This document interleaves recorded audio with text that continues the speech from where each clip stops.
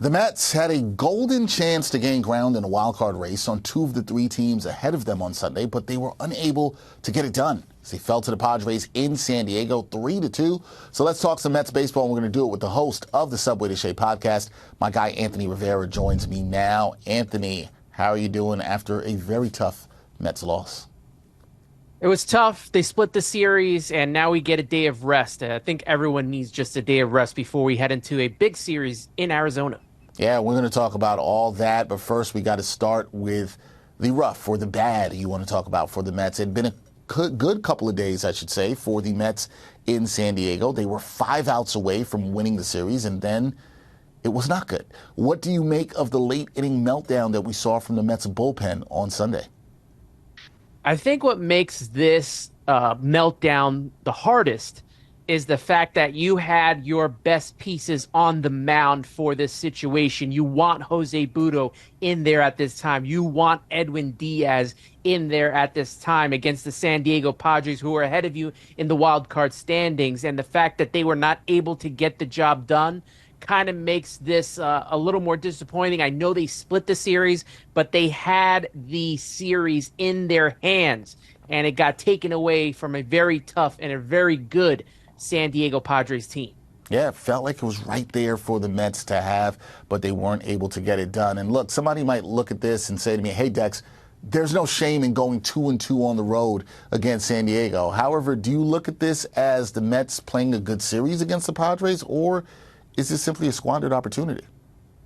I think it's a little bit of both. If you look at the entire season and all the 4-game series that the Mets have played, most of them have been splits, whether against good teams or bad teams. So they haven't been able to kind of take these series by the hand and, execute there. So, on that point, yeah, it is a little bit of a squandered opportunity, but I do think that the Mets kind of, got away beating a San Diego Padres team in 2 games that maybe they could have lost the series just as easily. So I'll take the split right now, but it does feel like when you have that game in hand with your best relievers on the mound, it does feel like a squandered opportunity. So it's kind of like the worst, I guess, of both worlds. Yeah, and sometimes it's about how you end and finish the series, and it's on such a gut punch here with the way they lost to the Padres on Sunday. So very tough for the Mets fan, very tough pill, I should say, for the Mets fan to swallow here. Okay, you mentioned this, Anthony. The Mets, they have a off day on Monday. Then they will be in Phoenix to battle the Diamondbacks, who've been playing some good baseball lately. What will you be keeping your eye on with the Mets in their series against the D-backs?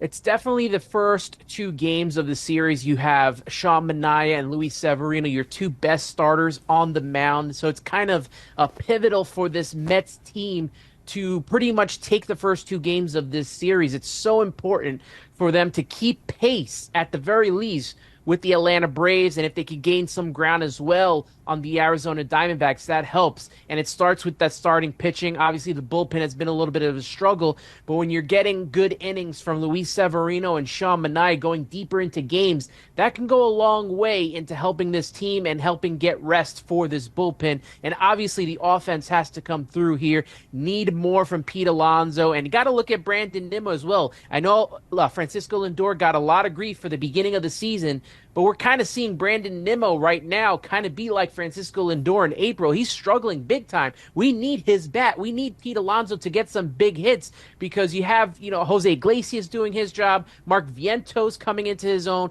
and obviously Francisco Lindor kind of being that MVP, not only of the Mets, but kind of almost of the entire league right now.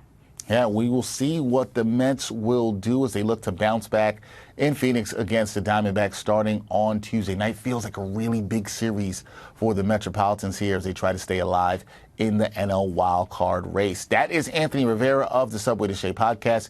Check him out there. Anthony, thank you for the time, and we'll see if the Mets can bounce back. Let's hope they bounce back. Thanks, Dexter.